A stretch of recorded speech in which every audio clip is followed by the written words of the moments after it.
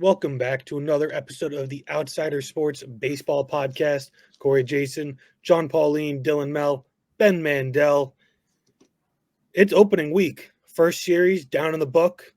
Some surprises, some not surprises, good and bad on both sides of that, though. And we're going to have you covered. First thing I do want to bring up, guys, we have a player in the major leagues who's born in 2004. I don't know about you guys, but I remember the 2004 season, at least in part, mostly Nope, because I don't remember a single thing about it. Don't want to talk about it. that was the start of me realizing that I can't trust the Yankees. Just dangerous time. The Yankees were not infallible.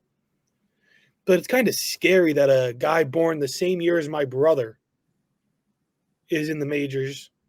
Makes me feel old. Yeah, I had a kindergarten for myself. Then we got Ronald Blanco, Astros starting pitcher, in his 8th career start, no-hit the Blue Jays. 10-0. Vladimir Guerrero Jr. talked about a movie, right? Blue Jays are a movie, but it's like a slasher flick. He's been no-hit as many times as he has hits in the postseason in his career. To me, that's an insane stat. He has 3 postseason hits, and his team, as he's played in, has been no-hit 3 different times in his career. That's crazy. And I will apologize to the Blue Jays because the Yankees pissed off the Astros so bad that they had to 10-0 no-hit them immediately following. Corey looks for any reason to jump on the Blue Jays. Any reason That's because the Blue Jays aren't good. They're built poorly. I keep saying it, and I keep being vindicated. That's how I felt about Texas last year. And I felt vindicated come August. I mean, Dylan, you remember that video that we put up on the TikTok where it was in August, myself absolutely burying Texas. That was you and I. We both buried Texas. Yeah. That's what happens when Corey doesn't host the show. I'll say this to defend the Blue Jays. You know, Corey, maybe a couple years ago you had to bury them because people were overrating them. Is anybody really overrating Toronto anymore? Like, they're being talked about as a maybe wild card team. Maybe you don't need to put them down so much. I mean, my only response is, haven't you ever heard of kicking somebody while they're down? Yeah. And I think it's more than warranted. But we do have some teams that are undefeated after the first series or so. Tigers 4-0, Pirates 5-0, Brewers 4-0, Yankees 5-0 after sweeping the Astros, plus a couple teams that have only been defeated. The antithesis of undefeated. The Marlins are 0-5, the White Sox 0-4, the Mets 0-4, Tale of Two Cities in New York going on. But we're going to get into these teams a little bit later because right now I want to highlight a couple players this first opening series and see how they've done. My stud in our first segment of studs and duds this year, I'm going with Oswaldo Cabrera. Against the Astros, he came out of nowhere, filling in for DJ LeMahieu. 8 hits, 7 RBIs, 2 home runs. He's hitting .400. Just an outstanding play from a guy who we thought was going to be like the Yankees' Ben Zobrist. Somebody who can fill in at almost any spot, outfield, infield, and just play. And it's taken some time, but right now he wants to play. He wants to keep a roster spot, and he's showing it. My dud, Yordan Alvarez. To me, he is the scariest hitter in all of baseball because I think anytime a pitch is thrown to him, it will be launched into orbit. He is the one guy in the whole sport I do not want up there against my team in a moment that's going to be clutch because he will get it done. But to start the year off, he didn't. He has 2 hits, 3 walks, struck out 3 times. He's hitting .100, and he has a -4 OPS. That's a rough start. What about you guys? Who's your stud and who's your dud to open the season up? Well, yeah, I'm stud from the same team, Anthony Volpe of the New York Yankees. He just went 4 for 4 last night, has the best batting average in the MLB at .571. I was going to originally go Juan Soto, but I figure I'll be able to use Soto all year long. Let me use Volpe while I can here. My dud, a guy that we can all celebrate being a dud, Anthony Rendon. In 19 plate appearances, not a single hit yet on the season. He said that he just views baseball as just a job. He should get fired then. Could be grounds for termination. Such a poor performance from Anthony Rendon. So 2 Anthonys for me, 1 stud, 1 dud. Yeah, for me, I'm sticking in New York for both of these in that Mets Brewers series. It was very clear that Christian Yelich was the best hitter for the Milwaukee Brewers consistently throughout that series. He had a fantastic weekend. And my dud was Jeff McNeil. His freak out, everything, it just spiraled. It was not a good look. I understand why he was mad. I definitely agree with him, to be honest with you. Hoskins has done this multiple times to him. But at the same time, you don't have a complete meltdown on the field. It was bulletin board material for Milwaukee, and they used it the rest of the weekend. That alone is enough to make him a dud. On top of that, he just didn't perform either. I'm going to start out with my dud first, who's someone who I picked to be my Rookie of the Year pick. Texas Ranger Evan Carter is not having a great start to his, Don't even Rookie know why of the you Year. pick him. 0 for 11, but he has 6 walks. But 6 walks, but he's not hitting at all. So, I mean, if he's going to win that Rookie of the Year where he has to start hitting too, it can't just be all walks. And then someone who probably could have been a dud up until today is my stud, Bryce Harper. Because up until the day, only had 2 walks in the season, but today he decided to get his first hit, well, his first 3 hits, and all 3 of them were home runs, including one of them being a grand slam for a total of 6 RBIs. So, I mean, quite a good start. Can't get much better than that. Harper, why don't you bring us into some Philly talk? How have you felt about the start of their season? How's it going? What do you want to see more of? What are you over at this point? I mean, let's be. I mean, I was hoping they would have a better start than they did, but I mean, the past 2 years. I mean, let's be real. The Phillies have started off horrendous. The past couple of years, they've always come off had a bad start, and then they've always started, turned it up around, August, September to claw themselves back. But I was hoping this year is different, but it doesn't seem so much different. I mean, they're starting to turn around now. Were able to stop getting swept by the Braves. Picked up the win today against the Reds after losing. But I mean, really, they got to start hitting. And honestly, it's just the bullpen. And I know MLB ranked them as the best bullpen in the MLB, but it's like I think that's a curse. I think they jinxed them. I swear we could just replay the same video from last year, John, when it comes to talk about the Phillies. I mean, started off slow. Bats weren't great. Bullpen's trash. That is it's the story every Philly year. Start to the season, no matter the start what. For the season. Philly ball. Every start. Not much more to say. Just, they got to start playing like they do in August and September. I just don't think anybody's worried about the Phillies not staying the course. They're going to bounce back. They're going to be fine. They're 2-3 right now with a negative 16 run differential. That's not going to stay. And second place in the division after 5 games. National League. The National League as a whole is just not that good. I mean, you guys are sitting there talking about the Mets as a fringe wild card team because there isn't any depth in the National League.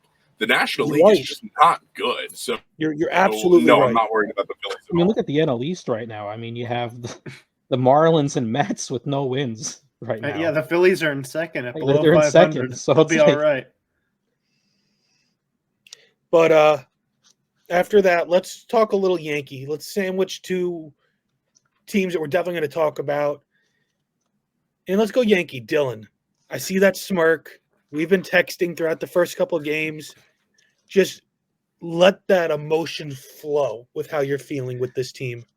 Yeah, in the little, behind the curtain pre-meeting, I said to John, me and Corey have sent more positive texts about the Yankees to start this season than we did all last season. And now, listen, are we going to go 162-0? Yes. Maybe, but no. But 5-0 for a team who we weren't really sure what they were going to be. You know, just a couple weeks ago, this team we were talking about fringe wild card. Could they maybe compete for the division? And again, the Yankees surprised me this season. This time for the better. We knew Juan Soto was going to be good. Anthony Volpe, we've been talking about him. His approach at the plate looks so much better this season. As Waldo Cabrera, your stud, off to a really good start. But the thing for the Yankees that I'm most impressed with is the bullpen. 1 earned run only through the first 5 games. They completely shut out the Houston Astros, who have one of the top 5 most dangerous lineups in baseball. And they keep figuring it out with guys who you don't know who they are year to year. They just bring in players and make the best of them. Who's Matt Nick Blake, Birdie? Who's John Birdie?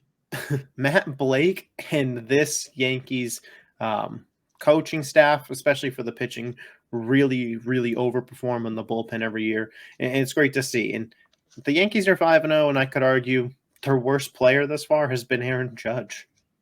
How excited are you for Kirk Cousins' cousin, Jake Cousins? Just he's a prototypical Matt Blake guy. Sinker, slider, control's always been his issue. He's always had the stuff.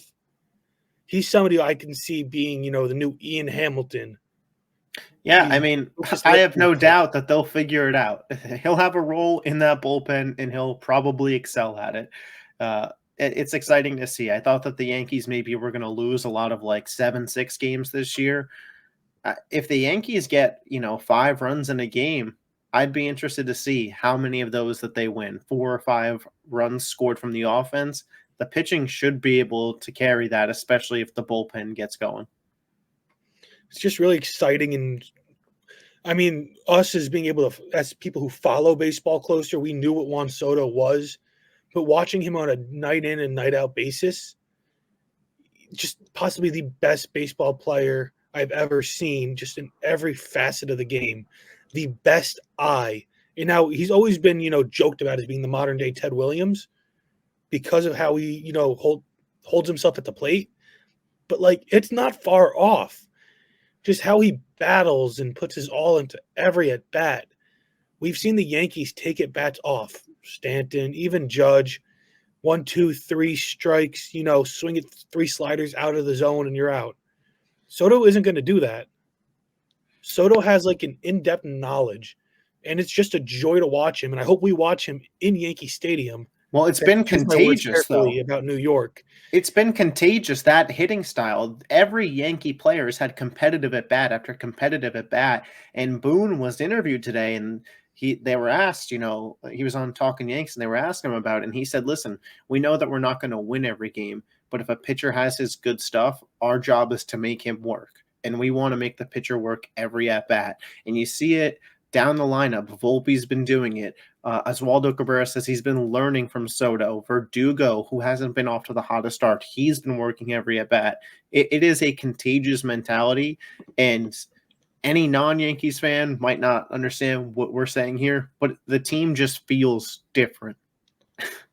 I texted you after that first 3 innings against the Astros to start the season. Season's over. Nestor is cooked. It's over because the past couple years, we never were able to bounce back from that early deficit, especially against a team like them. Mm-hmm. We were never able to just, score if Judge wasn't hitting and if it wasn't coming across from a home run. We didn't do small ball type of hitting. We didn't do the sac fly, the double, the single with a runner on second to bring him home. That just wasn't Yankee baseball. You seen Giancarlo tagging up on bases this year? Dude couldn't not even third to home, second to third. He couldn't run last year. He couldn't run. They literally told him not to run because they were worried he was going to hurt himself. I'm not exaggerating when I tell you he couldn't run. And it's just a different feel all around. Volpe with that 4-for-4 game, just how he's changed his approach. Rizzo without a concussion is so much different. Leadoff Glaber in a contract year, he wasn't hitting all that great against Houston, but he worked counts. got on when he needed to. Mm-hmm. The fact that we're able to score and win with Judge in a really bad slump to start the year, that's a credit to this team because we know Judge can carry us for long stretches. We know if everybody else goes cold and Judge is hot, we can still win games.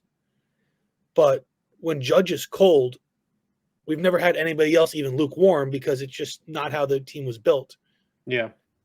So The now one thing I want to add on though Yeah. about Juan Soto before you keep going is that you're talking about how he's teaching players and how you're like relying on him, is how young he is. He's only 25. He's younger than Adley Rutschman, Jazz Chisholm, like a bunch of guys. I And think he's he's just leaps and younger than bounds. 3 of us. Yeah, he's younger than me. But he's Think- younger than O'Neal Cruz, Luis Robert, Lars Right, Nootbaar. Dylan, he's older than you by a little bit, if I did my math right. I don't know what his birthday is. 1998. Yeah, he's older than me by a year. Yeah. But I mean, you're talking about a 25-year-old teaching guys who are Yeah. older than him, like how to play. Yeah. It is It's pretty wild. incredible. And it's crazy because we just talked about him teaching Oswaldo, like as if Soto's this like massive vet. They're the same age. Yeah, and he's so young, and he's like, Soto's been around since 2019. He came up at 19 years old. Yeah. He came up 20 or whatever it was. Well, that's He the came up beauty of young. bringing those guys up. That's why for so long we were saying bring up Volpe, bring up Dominguez.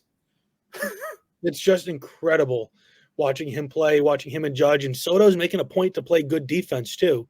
That was his big knock. Soto can't play defense. He's playing defense really well right now. Throwing at that game-tying runner on opening day, sliding catches, getting to balls in the gap. Just the aura of this team with Verdugo and the dogs, the chain, Stroman and his emotion. Just something's different. And I want to be cautious because I don't want to hurt myself and trick myself into believing. Because it wasn't so long ago, the Yankees were on pace for like 130 wins as you entered like July almost. And all they needed to do was go 500 and they'd have 100 wins, and they ended up only winning like 90 games. Because they had a horrid second half of the year, and it went into all of last year too. Yeah, I mean, I'm not going to jump and be like, oh, a World Series. As great as the opener feels after last season, especially, this is a playoff team. And Garrett Cole seems to be on track for a June 1st return, which will be a great bump to them. But I'm willing to say if Garrett Cole returns and barring any major injuries, this team, I consider them up there with the likes at this point of Houston and Baltimore. I think that they could very well represent the AL. They really could. And they're just fun to watch. But moving on to now a team that's kind of on the opposite side of the coin. The Yankees, and then the flip side being the Mets. The Mets have struggled, to say the least, to start the year. And I knew our expectations weren't high coming in for them. You know, they were a fringe playoff contender. We knew things weren't going to be great. But everything that could go wrong has gone wrong. And, I mean, is it Panic City yet, Ben? It's not Panic City because they're not a playoff team this year. They're simply not. And, you know, I think the future is bright. I like what I've seen out of Alvarez. I think Beatty is continuing to develop. You know, I'm not going to say he's going to be a superstar, but, you know, I like, you know, seeing the fight and growth coming from him. I like what I'm seeing out of Luis Angel Acuna and Drew Gilbert down in Syracuse. Back-to-back homers on opening day down there for them. So, you know, they have prospects. They have players coming. You know, it's disappointing that Mauricio tore his ACL in winter ball. He's not going to play this year. It would have been nice to see him get some reps at second base and have someone who actually knows how to play the middle infield play second base. It's amazing that Jeff McNeil's defense has gotten worse, but honestly, the Mets are slow. They're slow and they're old. It feels like, you know, Brandon Nimmo, he doesn't have the steps that he looks like he used to have. The fact that he's playing left field is already a detriment to that contract because you signed him to he's play. in year 2 of that contract, isn't he? Exactly. exactly. And he's already been moved to the corner to try to preserve him and his health. So that's an issue already off the bat. Joey Wendell, this guy, saw him play yesterday, booted a ball, reason why they end up losing to the Tigers on Monday night. In extra innings, Sean Manaea actually threw a fantastic game, allowed just one hit in his outing, couple of walks. But the Mets don't have pitching. They don't have any depth in their lineup. And to be honest with you, this is exactly what I expect to see out of them. So I got a couple points on the Mets I want to get your thoughts on. First is I need to hear your thoughts on Vientos and the tweets he's liking about the Mets. A lot of anti-Mets stuff. You think there's issues in the locker room? Look, the Mets have had issues in the locker room, it seems, every year now for the last 10 years.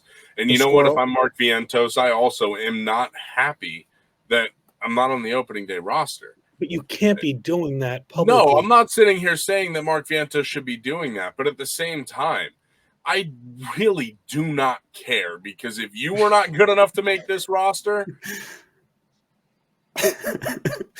Now, my next thing I do want to talk about, because it does bother me as a baseball fan, the Mets lost all moral high ground on the Rhys Hoskins dirty slide when they waited until late in the game and threw behind him the next day.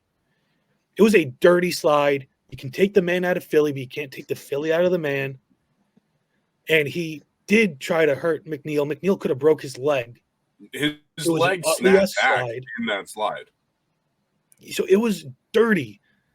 Now, you don't throw behind him. You throw at him. You throw a fastball at his ribs in his first at bat, and you're done with it. You don't wait for him to have 4 RBIs and a home run and throw behind him. To me, that is weak. You lose all type of standing when you pull something like that, because you take everything that's bad about throwing at a player, which should be allowed as a message, and you just turn it into something soft. Throw at his ribs. You don't throw at his head. You throw at his ribs. I completely agree with that, Corey, but I have no issues waiting until the game is pretty much out of hand. No, don't do it then. The moment's gone. You don't throw it at his head. No, the moment's not gone. You used the moment's gone. Look, at the same time, he just wrecked you that game. Corey, did you watch what he did in the home run trot? I was at that game. Wait, which game? Well, no, the second game when he hit the home run. There was, because that whole time they did the one where he was with the Phillies and he had that slowest home run trot. Yeah. I was at that one and it took forever. But, no, I'm saying, what? Don't wait. You don't wait till the end of the game. I'm not sitting here saying wait, but at the same time, I don't have an issue waiting to do it until the game is out of hand, because you don't want to put a runner on base.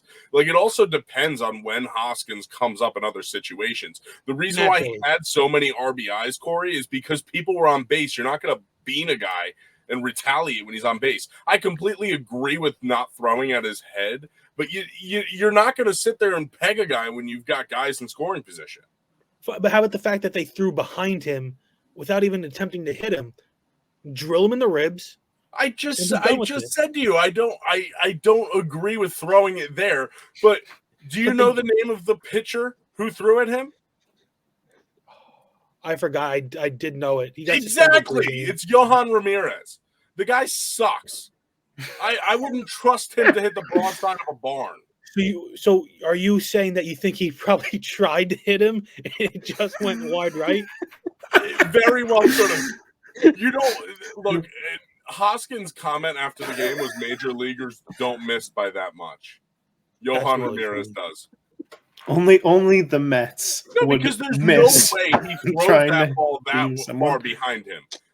If you're gonna do it and get kicked out of the game and suspended and all that, you may as well hit them, right? So you're saying the Mets are so bad they can't even hit players? Is that what you're saying? Was it last year where the Mets got hit a million times and never retaliated once? 2 years ago? It was also under Buck Showalter, a different manager. Yes, I'm aware of that. But it just seems like the Mets have found themselves in this type of situation a lot over the more recent seasons, and they've just handled it the wrong. It's just assholes who leave Philly. You mean Philly? Just Philly? No, it's the guys who leave Philly, because it was Utley with the Dodgers after Philly and Hoskins with the Brewers after Philly. Two guys who the Mets had continuous histories with while they were in Philly. Take the man out, Philly. Can't take Philly out the man. I mean, John, Dylan, how do you think the Mets handled this? I kind of Ben's original point. I don't care. I agree that you don't throw at a guy's head, but I also agree with Ben's point where if you're the Mets, you haven't even won a game yet, you're desperate for a win. Good on them for, hey, let's not let our emotions get the best of us when we're still in the game with runners on and peg this guy. But you know what? The game's over. We're still salty we lost. Let's get him. I want to say that I don't think the Mets are as cooked as we're laying them out to be. I think it's overreaction week one to a lot of things. The Mets, Lindor, Nimmo, and McNeil are all batting under 100 to start. When we first came into this season, what we talked about was, how's the pitching going to be? They don't have a true one, maybe not a true two. They've lost some low-scoring games to open up the season. The pitching's been there. The hitting's been dreadful. Maybe it'll flip the other way, and it'll just be the Mets lose close games continuously all season, no matter what the score is. But I think the offense will certainly look better, and they're not going to go 0-162. So no matter what, I'm kind of right when I say things will turn around. It's just a rough start. It's bound to turn around, right? Like you guys are saying.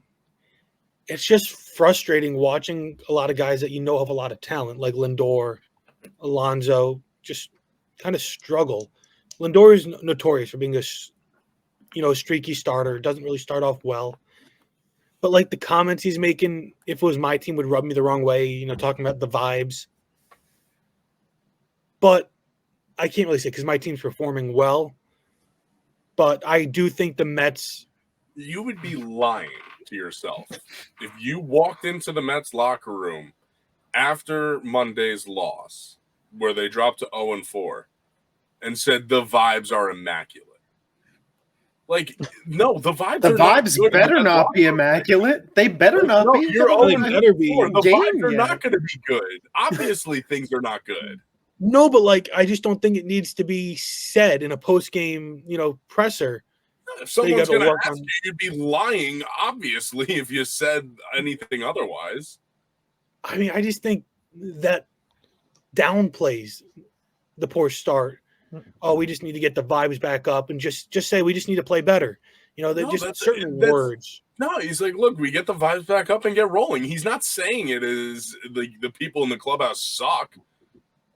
Although, but let's get into our weekly series highlights because the Mets are frustrating the way they started the year, and they're going to get back to 500 and above. I think at some point, every team loses 4 in a row at some point. It was going to happen sooner or later. It happens to everybody. The Mets will be fine, and I do think in a few months we'll be talking about them as a playoff contender. I think some guys will bounce back. Severino won't have a career high in hits every start.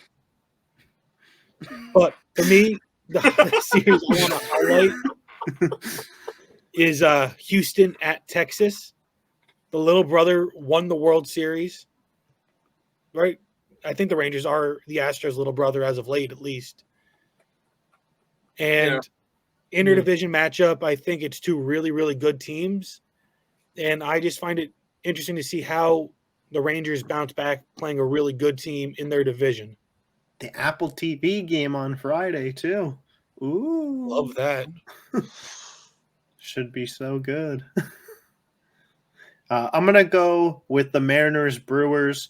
The Mariners off to a 3-2 start. Nothing too crazy there, but I'm interested more in this series for the Brewers, where the Mets just really bad, like we just spent a bunch of time talking about. Are the Brewers actually good? Was maybe there's some value on them to win this Central Division that we all talked about being really competitive, yet none of us picked the Brewers to win it. They're off to an undefeated start. I'm interested to see how hot they could start the season because I do think in a competitive division like that, you can't win your division in March and April, but you can lose it. Yeah, the series that I'm going with, it's going to be Blue Jays Yankees, and it would be typical Yankee fashion for Corey's liking to see the Yankees go into this series undefeated and then get swept by Vlad Guerrero Jr.'s Blue Jays in a spectacular movie. We talked about vibes. I don't need those vibes out in the world. No. In all seriousness, I do think, though, it has the potential to be a huge slugfest. I think the Yankees pitching is going to be well. I think the Blue Jays pitching can definitely step up and at least hold the Yankees at bay, but I definitely think we're going to get at least one barn burner out of that weekend. Someone said Marcus Stroman's thrown a no-no opening day at the stadium. If Stroman throws a no-hitter on the home opener against the Blue Jays, that would just be for the Mets. It would make sense. Best full circle moment. Corey's buying a jersey. No. The next jersey I'm buying is a gold-tinted number 22 Yankees jersey after they win the World Series this year, and Soto signed a 15-year extension. I was going to say you need to wait for that extension to come through before you get that jersey. Although if we win the World Series and he leaves, I will be very conflicted. No, you still get it. If Thanks for the ring. It's a gold tint, you still get it. Get it anyway. But that's just going to be where we end it here. You're not going to let me do it? I thought you won already, John. No. Yeah, no, we're going to end it here. Screw John. He's not going to get it. No, it's just you don't want to hear about my Oriole talk. I do. Too much Oriole talk. I've already heard too much about the other teams in the AL East. Jeez, Corey's almost as rusty as Francisco Lindor to start the season. You want to hear about my Oriole talk? Let's hear it, John. I'm picking the Orioles at the Pirates, Pittsburgh. Got all right, thanks, John. Pirates. Yeah, see, undefeated Pirates going up. My Orioles. They're gonna win the AL East. So you don't want to hear that. They're gonna win the AL East. I don't want to hear it. I knew you were gonna say completely decimate the Yankees, hands down, by a mile. Jackson Holiday needs to be up in the majors. Yeah, I actually don't think he does. He could stay right where he is as far as I'm concerned. Maybe they should trade him for a pitcher. Just get him out of the division. Don't even let him have a chance, right? Paul Skeens for Jackson Holiday. Make the swap. Think they can do it at the game. Is that it? We done now? That's it. We're done. You can get Anything else to add, John, before I cut you off unceremoniously? No, I'm good. Except the Orioles are better than the Yankees. And the Phillies are better than them all. Yes. Can't forget to add that. But that'll actually do it for us now. Got a lot of stuff cooking over the next few weeks. Hopefully the Mets get better. The Yankees stay great.